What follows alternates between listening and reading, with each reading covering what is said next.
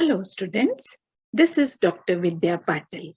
I am your English teacher for the first SEM English language course.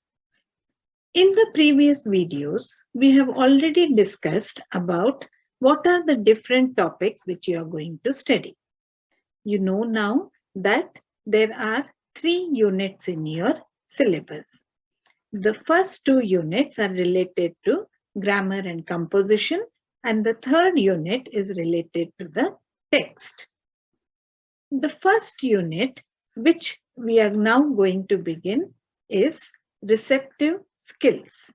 So, in today's video, I will explain to you what are receptive skills and what are the different topics which you will have to study under this unit. As you already know, the first SEM English language course is divided into 2 parts. The first part is the workbook and the second part is the course book. The workbook is related to the grammar and composition.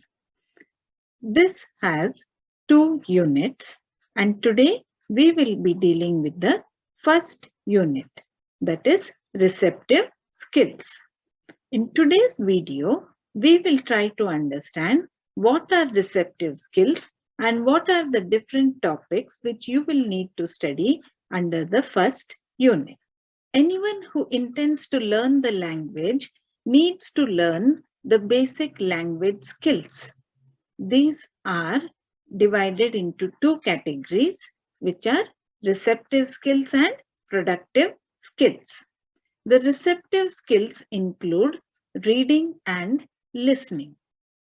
Generally, any newborn child, when he learns the language, then they begin learning the language by first listening to others, and then they start speaking. Finally, they go on to reading and writing. From these 4 skills, listening and reading are known as the receptive skills. Receptive skills involve receiving information. That is, reading and listening are processes wherein you receive information from other sources. The word receptive refers to receiving. Therefore, reading and listening, which involves receiving information, are known as receptive skills. Let us now try to have a look at the different topics which we'll be studying in the first unit. The first chapter is titled Comprehension Passage. Comprehension passages play an important role in understanding any language. It is the art of reading, understanding, and remembering any given text in a particular language. Reading comprehension passages helps to build the foundation in that language and also assists in higher level thinking. These comprehension passages are usually found very helpful to learn the basics of English language. The second chapter is letter writing. Letter writing was an important means of communication earlier. Even now, in many cases, we need to use the letter. It is usually sent to the recipient by mail or post. Letter writing is nothing but a written conversation which takes place between 2 parties. So, in this chapter, we will try to understand what is letter writing and how to write both formal as well as informal letters. The third chapter is email writing. Email writing is one of the most common forms of communication in the present age.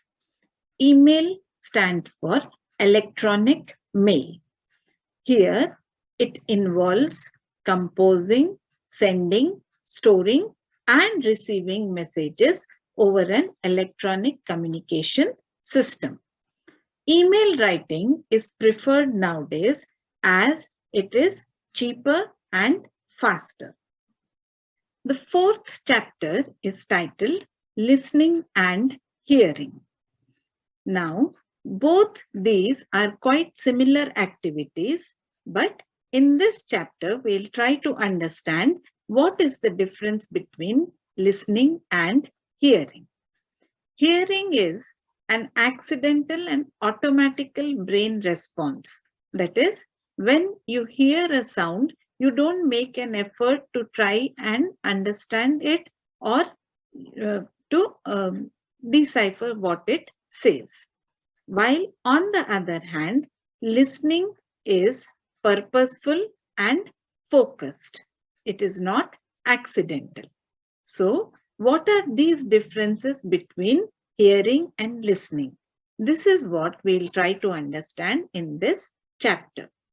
The fifth chapter is signs, non-verbal and verbal. Active listening means the ability to pay full attention to the speaker and using all your senses trying to comprehend what the speaker is saying. It plays an important role in interpersonal relationships and communication. Active listening includes both verbal and non-verbal signs of listening. So, how and when to display these signs of verbal and non-verbal signs, how to understand these signs, and how to interpret these signs. This is what you will be studying in the fifth chapter. Sixth chapter is activities on listening.